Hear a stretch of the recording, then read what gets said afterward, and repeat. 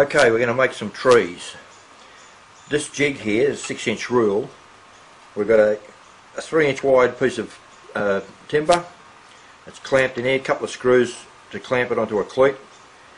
The distance I've got a nail in there at an angle with the head removed, and the distance down there to the end is about 9 inches. So this is going to be about a 9-inch pine tree that we're going to make.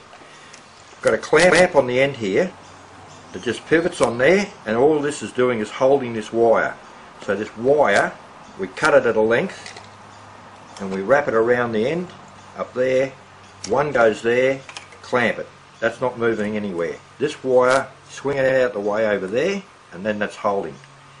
Now we get the garden twine. You get this from Kmart or whatever. The wire comes from Kmart as well. It's a green wire and it's nice and flexible. It's a garden wire. Laying these bits of twine down, twisting them, let them spin out is the trick to getting a good looking tree and making the work flow easier for you rather than fighting it. You'll see in a minute when I've got to brush this one down.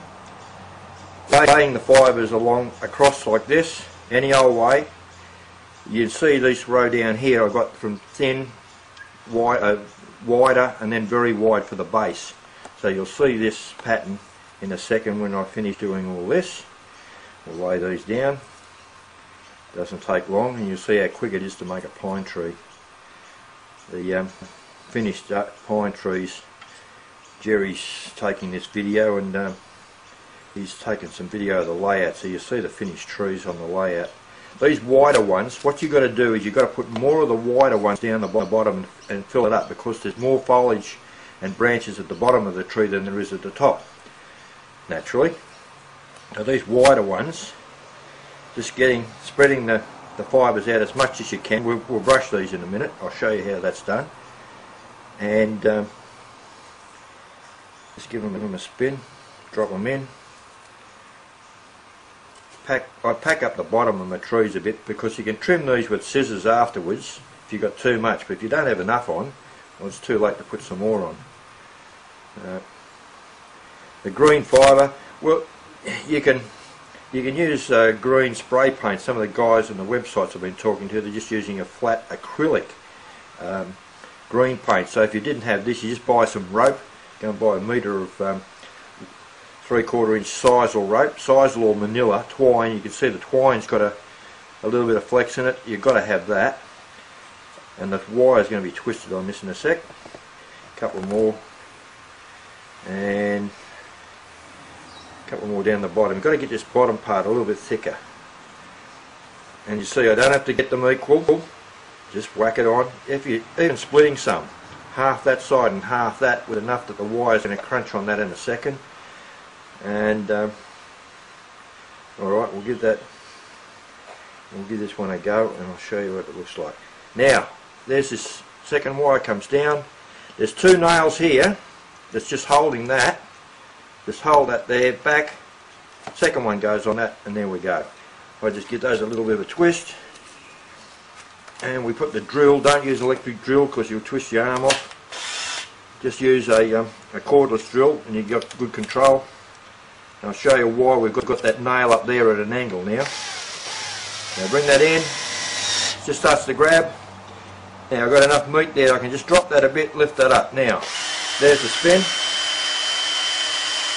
And you can see it all starting to turn into a tree. Righto. Back that off. There's your tree. One tree. Now that's not even bad the way it is. You can make a bunch of those for backdrop trees. But you can just see how that's working there now. Now the next trick, we get a wire brush. I've just got a nice 4 wide brush.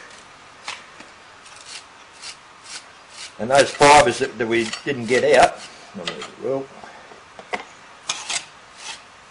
we're just combing this now. So I go that way, grab the tip, and go back the other way. Now you can see you get the slopes differently, and all I do there is just rough this up. Now the top part of that we just snip off. It's got the loop in it. So you just snip a bit of that off. Now we've got to trim the tree to give the taper. I like trimming this in close at the top, because when you get the foliage on, it's going to hide all of this and you're not going to see that armature. So the taper on that, if you can see that pretty well, you get that taper in. You can trim the rest of the tree there then.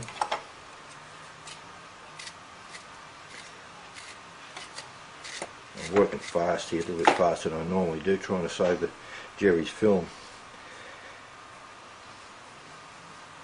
Okay, this bottom part, I'll just work that by hand. I'll show you the stumps I've made that this will go into in a second. Now we get the shape.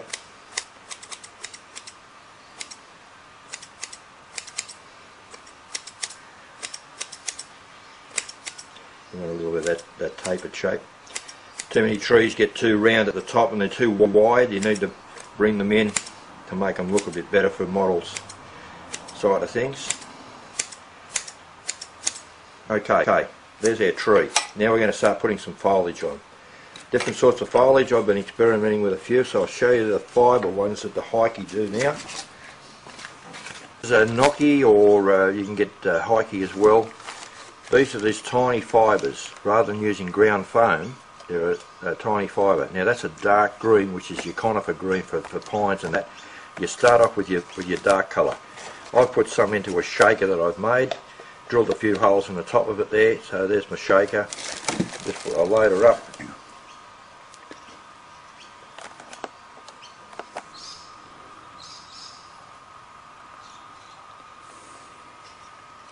Okay, so this is fine, and then there's another colour I've got, which is a lighter green, a mid-green, and that's the same. Very fine fibres in that. They seem pretty easy to work with, and that, as long as I don't seem to see a need for a dust mask using this, but you may want to think about that. So I've got a couple of shakers. One's got the dark, one's got the medium in it there, and I'll show you the last colour that we do. So first thing we've got to do is get some Seedle, extra fine hairspray for hard nut to hold. I think I paid about $4 for that can. So all we've got to do there now is holding the tree that way. I'm going to get the dark foliage underneath, because the lighter foliage is going to be on top, which the sun shines onto, and the new growth. So giving this a good dose of hairspray, and you can see the little bubbles of the hairspray starting to form on the sisal. That's what we're after. We can always come back and trim some of this up. Shaker, and here we go. So here's your first lot of foliage going on there now. Whack her on. I do this over a box so I can save the foliage. So because there's a lot of excess falling away here. Even though it's outdoors, there's no wind today. So you get this dark one on first. Now this dark one's very important, because the texture and the lighting in your layout room, you're going to need the tree to have highlights to give it the depth. Okay, there's the first part of it there done. Not a lot, but it's just enough on it there. And it's all on the underneath. And you can see the top side, you can still see some fibres, yet the underside we're getting covered.